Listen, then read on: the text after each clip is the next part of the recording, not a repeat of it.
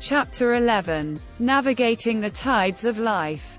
The best and most beautiful things in this world cannot be seen or even heard, but must be felt with the heart. Helen Keller. The entrepreneur had learned to sail as a child.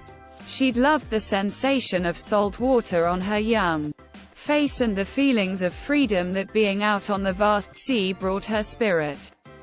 She wondered why she had stopped sailing.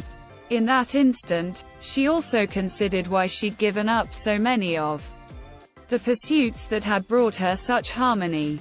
And she cherished the fact that in this basic moment, in a small boat gliding through the endless Indian Ocean, she was truly open and wildly alive. Our culture measures success by how much money we have, the amount of achievement we complete, and how much influence we reach. Yet, thought the entrepreneur, while both the Spellbinder and Mr. Riley agree that those victories are important, they've encouraged me to consider how well I'm running my life by another series of metrics as well. By my connection with my natural power and by my intimacy with my authenticity and by the vitality around my physicality and by the size of my joy. This seems like a much better way to look at success. Being both accomplished in the world yet peaceful within myself. Her time at the Spellbinders conference and her wonderful days here on this pristine island with people who still took the time to say good morning, smile at strangers and show genuine warmth continued to inspire and provoke both tiny and large shifts in her understanding of the true nature of a productive, prosperous and fulfilling life. The entrepreneur was noticing she was becoming less machine-like and more human.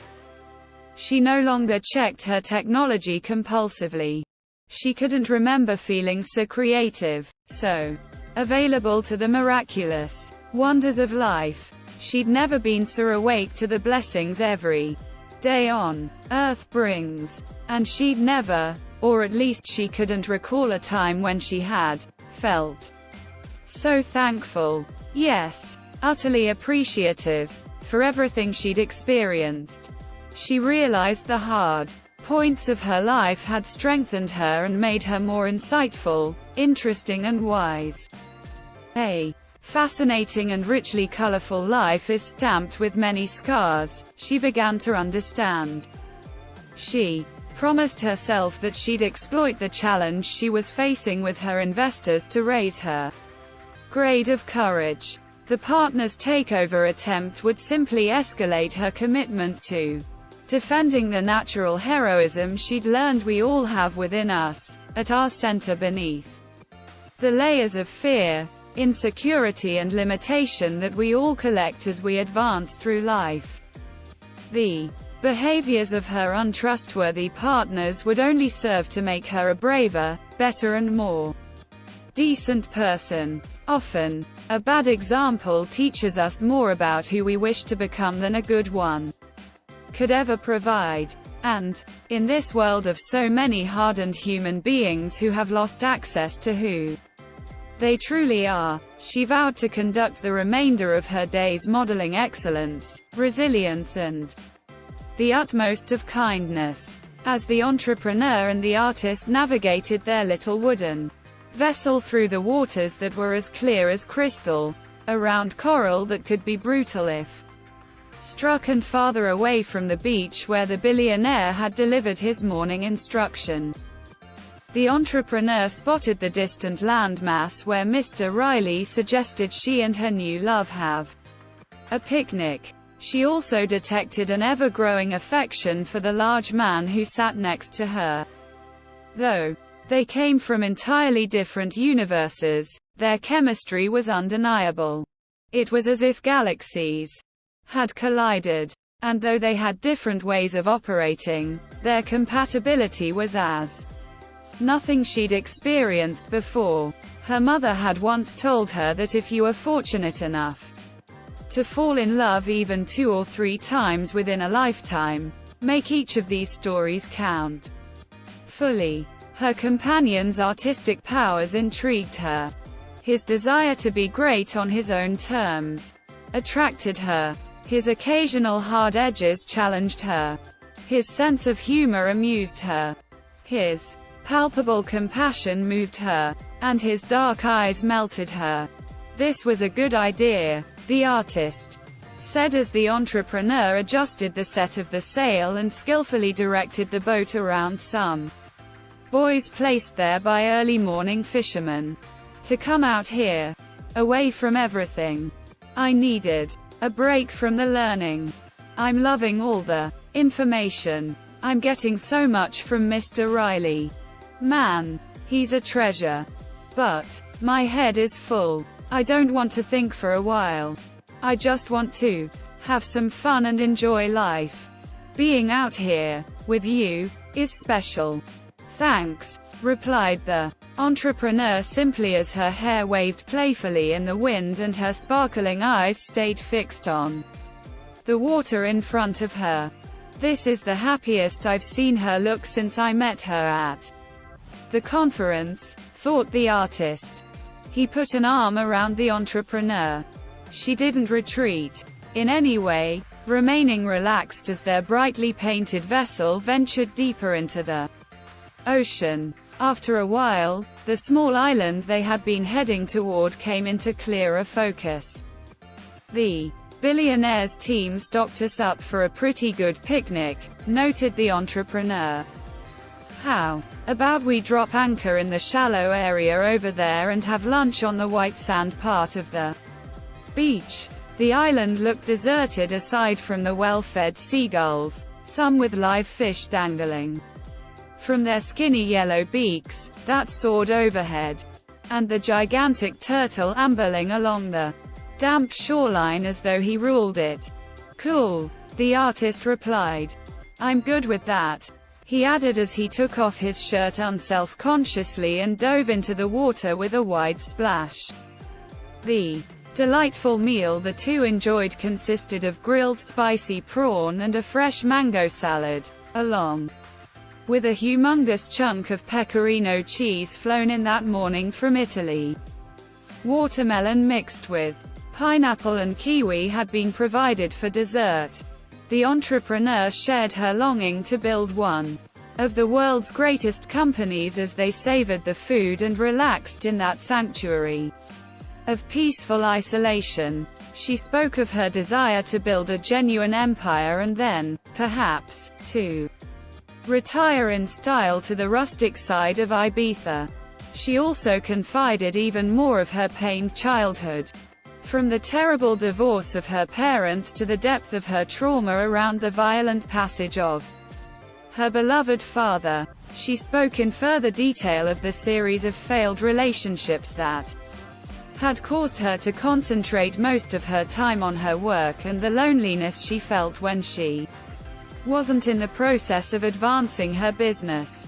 Those weren't failed relationships, mused the artist as he munched joyfully on a chunk of watermelon. They made you who you are, right? And I really like who you are. Actually, said the artist candidly, I love who you are. He leaned over and kissed the entrepreneur. What took you so long to say that? She asked. I don't know. My confidence has been low for a long time, confessed the artist. But hearing the Spellbinder at the seminar and meeting you and feeling our amazing vibe, and then being on this totally insane yet incredible adventure, I don't know. It's making me believe more in myself again. This is all helping me to trust life again, I guess. To open up to someone again is great. I should paint later today. Something special is going to show up. I just know it. Yes, you should, encouraged the entrepreneur. I sense it, too. You're going to be a hugely successful and truly legendary painter. And then, after a lengthy pause, she added, I love you, too, by the way. The romance of that moment being shared by the two new members of The 5 a.m. club was suddenly broken by the sound of loud hip-hop music. A figure could be seen in the water moving dazzlingly fast, zigzagging and then racing along straightaways. It soon became evident who this noisy and uninvited intruder was. Stone Riley, riding on a souped-up jet ski and wearing a top hat that had been strapped to his chin. Yes, a top hat. And if you looked closely, you would see a skull and crossbones symbol on it, the sort that sits on pirate flags. Soon he, too, was up on the unspoiled beach with the two lovers. Soon he, too, was eating the prawns and mango salad and wolfing down large pieces of the fresh fruit dessert. And soon he was holding hands with the entrepreneur and the artist. This man was a pure oddball, and a most human hero. The entrepreneur and the artist looked at each other as the billionaire did his thing. They shook their heads, clapped their hands and laughed easy laughs. "Dudes!" shouted the billionaire above the volume of the thumping music as his jet ski bobbed in the shallow water. "Missed you too. Hope you don't mind me crashing your picnic," he communicated with food in his mouth. Without waiting for an answer, he turned up the decibel level of the song and sang along to the words. "Gnarly tune, right?" he asked with all the energy of a power plant. "Deaf," replied the artist instinctively. "I mean definitely," he corrected. The three companions spent the rest of that unforgettable afternoon swimming, singing, dancing and talking. That evening the billionaire hosted a magnificent dinner out on his beach, which was lit with tiki torches, cream-colored lanterns and what you would have guessed were thousands of candles. A long wooden table, draped with the finest of linens, supported platters of exquisitely prepared food. The Spellbinder also appeared at the banquet, swapping stories with the billionaire, while a few of Mr. Riley's other friends showed up later to play the bongos, share in the fabulous meal and sip some fine wine. Even the ultra-professional and exceptionally hospitable attendants were encouraged to join the festivities. It was all surreal and special. For an instant, the entrepreneur reflected on the preciousness of the evening and recalled a quote her father had placed on the door of the family fridge. It was from Dale Carnegie, the self-help author, and it read, "One of the most tragic things I know about human nature is that all of us tend to put off living. We are all dreaming of some magical rose garden over the horizon instead of enjoying the roses that are blooming outside our windows today." The entrepreneur smiled to herself. She realized she would postpone living fully no more. She'd not only fallen in love with a good man, she was beginning to experience a lavish lust for life itself. At 5 a.m. the next morning, the sound of a helicopter pierced the sereneness that only presents itself at that hour of the day. The entrepreneur and the artist waited on the beach as they'd promised the billionaire they would. They held hands tightly and awaited the next lesson he told them he'd share. But the billionaire was nowhere to be found. An assistant wearing a crisp shirt the color of the sky and pressed Bermuda shorts the hue of a tomato, with red leather sandals, ran down from the home of the titan of industry. "Bonjour," she said in a highly polished way. "Mr. Riley has requested that I escort you to his helipad. He has a huge gift for you both. But you'll need to hurry. Please. We're on a strict timeline." The three of them scampered along the beach, up a groomed trail through lush trees, past an herb garden with wooden signs containing quotes from famous leaders as well as one that said, "Trespasses will be composted," and Finally, Turin. Expansive manicured meadow. At the center of it sat a gleaming helicopter with its rotors whirring against the radiance of the early morning lightfall. Inside the aircraft a single pilot could be seen. He wore aviator glasses, a black flat-brimmed baseball cap and an all-black uniform. As his passengers were led inside, the pilot remained silent, manipulating the controls and writing on what appeared to be a detailed checklist attached to a scuffed-up clipboard with the phrase, "Rise and shine so you'll escape the misery of mediocrity," written at the top in red. A smiley face emoji was evident below this line. "Good morning," said the entrepreneur enthusiastically to the pilot. "Where's Mr. Riley?" The pilot didn't answer. He tuned a dial, tweaked a knob, and made another tick mark on the white page. "Good luck, and have a safe flight, you too," announced the assistant as she adjusted the seat belts and placed headphones with a microphone snugly onto the heads of her VIP guests. "Where the heck are we going?" demanded the artist, reverting to angry man status. No reply. The door shut with a thud, then locked with a click. The engine noise grew louder, and the propeller accelerated its rotations. Whoosh, whoosh, whoosh, went the sound. The pilot, seemingly in some sort of imperturbable trance and certainly not at all friendly, pushed the control stick. The helicopter began to rise above the grassy field. Unexpectedly, the aircraft tilted to the left dramatically.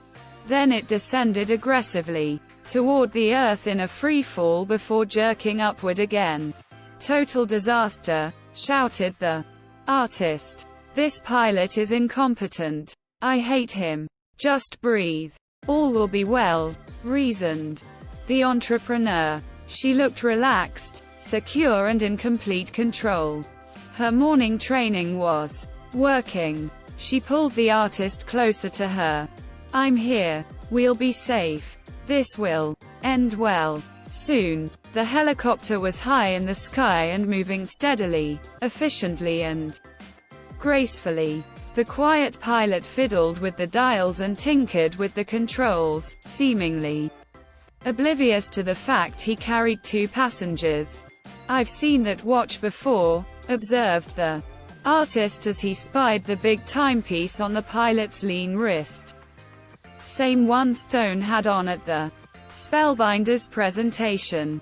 "This is nuts," he stated in a quivering voice. The painter was sweating like a polar bear in a heat wave. "Own your morning. Elevate your life," came the singing voice from the front of the helicopter. "Hi, cats. Bonjour. Enjoying being members of the 5 a.m. club this morning?" he questioned in a raspy tone. "Boy, oh boy, you're gonna love the surprise that's coming." Another country for another lesson on the morning routine of legendary leaders, creative geniuses and the great women and men of the world. The pilot turned his head around radically and whipped off his sunglasses intensely. Then he let out a monumental burp. It was the billionaire. "Hey, people. I didn't mean to scare you two glorious human beings. I do have my helicopter pilot's license, you know," said Mr. Riley sincerely, almost apologetically. "Sure," remarked the artist, still clinging to the entrepreneur like a gambler holding his last chip. "Got it years ago," the billionaire continued. "Helicopters are uber cool. But with all my business ventures these days, I don't get in the airtime I used to. Sorry for the rough liftoff. I guess I need more practice. So where are we going?" the entrepreneur asked as she eased into her supple leather seat. "Agra," was the billionaire's one-word answer. "What does that mean?" asked the artist. "What's an Agra?" "I'm Taking you guys back to the airport, said the billionaire. Gotta keep us moving on this once-in-a-lifetime adventure we're on. We're leaving Mauritius?